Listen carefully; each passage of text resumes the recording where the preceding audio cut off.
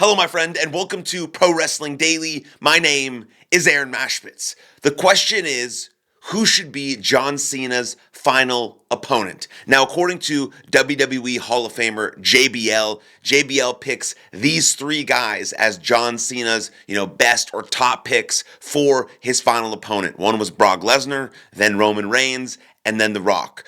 I don't know if I'm fully with JBL on those picks. I'm totally out on Brock Lesnar. I would not like to see Brock Lesnar be John Cena's, final opponent.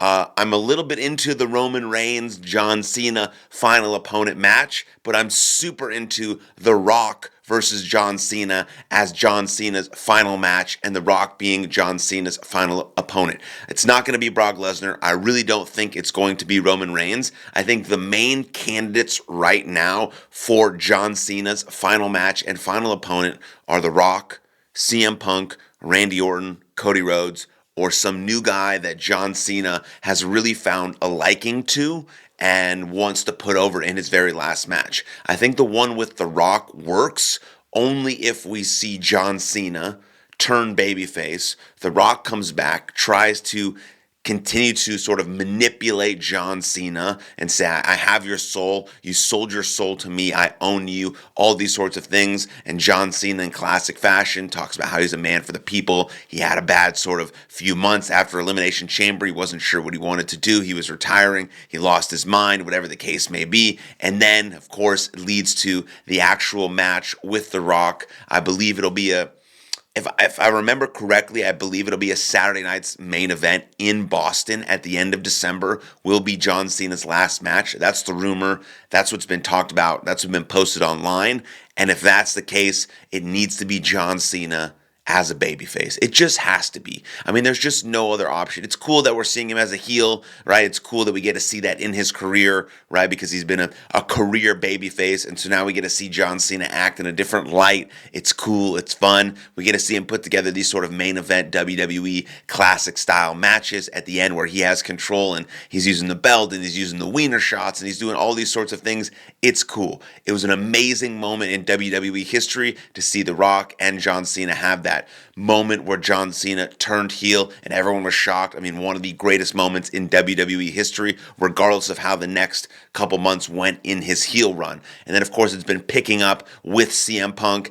It's going to SummerSlam with Cody Rhodes. That's going to be amazing. But we know there's still some moving pieces there with Randy Orton, with CM Punk, and with The Rock potentially. And so how will they materialize and what will that lead John Cena to do to go back to babyface and potentially have The Rock be his final opponent? Now, I'm not huge on The Rock right now. I'm very disappointed in him, his behavior, and what led to WrestleMania, after WrestleMania, just the whole totality of this thing. But he could really sort of pick himself back up and get himself in better standing, I think, with a lot of fans if he were to be John Cena's final opponent. I also wouldn't be mad at CM Punk being John Cena's final opponent. I'm not a fan of CM Punk. I think CM Punk is a total fraud and a loser and scum, but that's just my personal opinion about him. So many fans love him all around the world, so kudos to CM Punk for doing that. But it would be cool, regardless of how I feel about him, for John Cena and CM Punk to have one last match again. Another classic. Randy Orton's a good choice. A new guy that John Cena has a liking to that he wants to put over would be great. Of course, Cody Rhodes would be great, right? Triple H coming out of retirement would be great. Something like that. Edge returning to WWE, that would be great. No, but in a realistic way, Roman Reigns would be a cool one too. It's not going to be Brock Lesnar. I don't think it's going to be Roman Reigns. The Rock is quite a good one if they can finish some of those details and then the story will be finished up, and I think it would be really cool in that regard. But I'm very much enjoying just seeing John Cena in a new light. I do want to see him go back to babyface because that's how I know and love John Cena, and that's why I think he's the greatest of all time. But it's always cool to see, your favorite wrestlers do something new, try something new, jump into the deep end and see how it works for them. But yeah, John Cena's the man. Thank you, John Cena. And let's move on to our next topic, which is WWE will continue to hold shows the same day as WWE. Now, we know with their WWE All In being on July 12th. That's their biggest show of the year. WWE decided to do an NXT Great American Bash and a Saturday night's main event in the same day. And then the next day, they decided to do Evolution 2. They're not doing this really, I think, because WWE doesn't think they're in competition with AEW per se. I went to a couple of the live shows for AEW this week in Texas while they're in here for All in Texas. I mean, they're not selling out the shows in Garland. I think they've distributed about 20,000 tickets for All In on Saturday. Of course, WWE is a bigger product.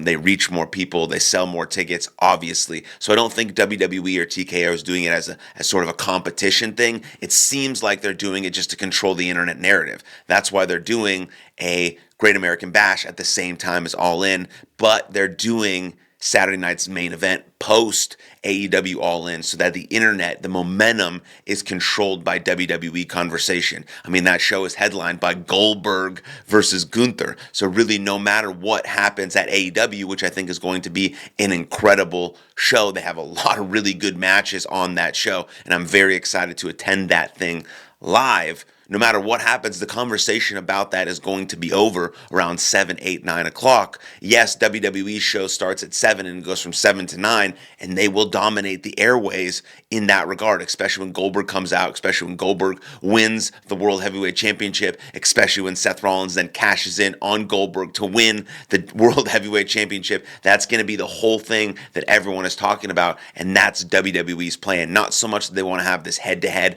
competition with AEW, because it's really two different products. Yes, they're both professional wrestling, but AEW wants to be the best professional wrestling on the planet, and WWE wants to be a sports entertainment company. And so they're just doing it so they can dominate the Twitter, X, social media. They can have the momentum at the end of the night rather than letting AEW have it. They're planning to run shows on the same day, same weekend as AEW to sort of dominate that momentum. And and I think that's a smart business idea. Regardless if you think you're in competition or not, competition is really good regardless, because it elevates everyone's game. They know people are there coming for them, not in sort of a malicious way, but like, yeah, let's build the business up together. But WWE just doesn't see competition that way.